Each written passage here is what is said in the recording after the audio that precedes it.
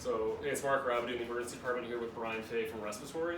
So we thought this would be a good opportunity to do some just-in-time training with bag, mask, valve ventilation because we're trying to review this and find safer and maybe more optimal ways to do it for our suspected COVID-19 patients. So I'll let Brian explain it. We're going to demonstrate the two bags that we have in our emergency department and the differences between each of them and the different techniques with each of them. So thanks, Brian. Yep. Okay, so the first device we'll talk about, this is the self-inflating bag. This is probably the one that most folks are familiar with in the emergency department.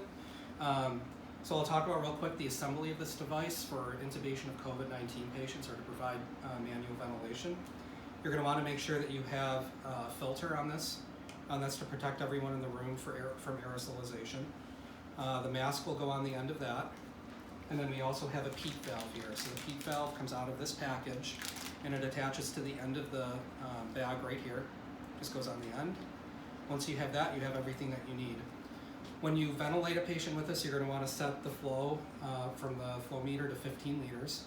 And when you depress the bag, you only want to squeeze enough that you're seeing chest rise. This whole bag does not need to be deflated every time you squeeze it. Limitations on this bag, there is a duckbill valve that's right on the end here, which limits its use to only giving positive pressure ventilation. This cannot be used to give blow-by oxygen, so you can't just hold it over the face like this, no flow is coming out. And we also cannot give CPAP with this, or just holding it on the face, like we can with other devices. So you can't do either one of those things unless you're squeezing this bag, there's no flow coming through it. So we'll also talk about now the secondary device that you'll see being used now as well. This is called a hyperinflation bag or an anesthesia bag.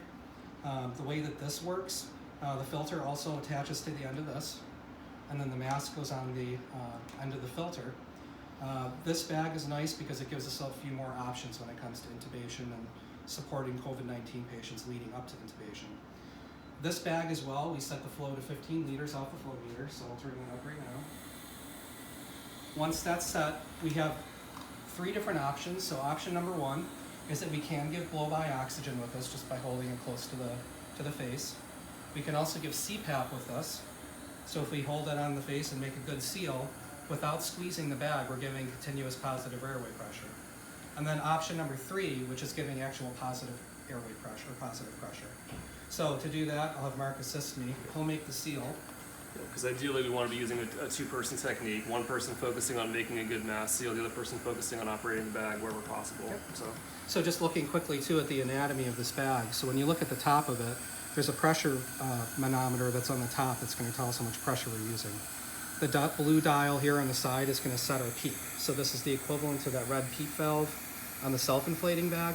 If you dial this counterclockwise, it's going to decrease the PEEP.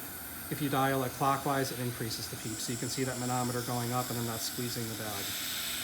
So we'll turn that back down again. This should be set to a PEEP of 5 as a good starting point. When you squeeze this bag or depress it, we're just squeezing it enough that we're getting good chest rise. That's what we want to do.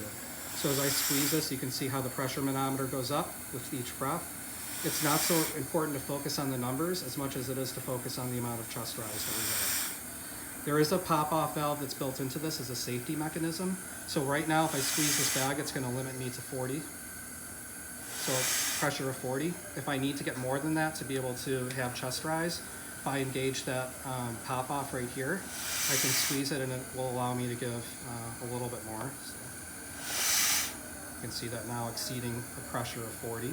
So what's the danger if you get in the red zone here, or are you giving way too much Yep, so pressure? one thing that we should keep in mind is if we're getting into the red zone, there is a danger that we could cause barotrauma or inflict more lung damage by ventilating that way. Okay.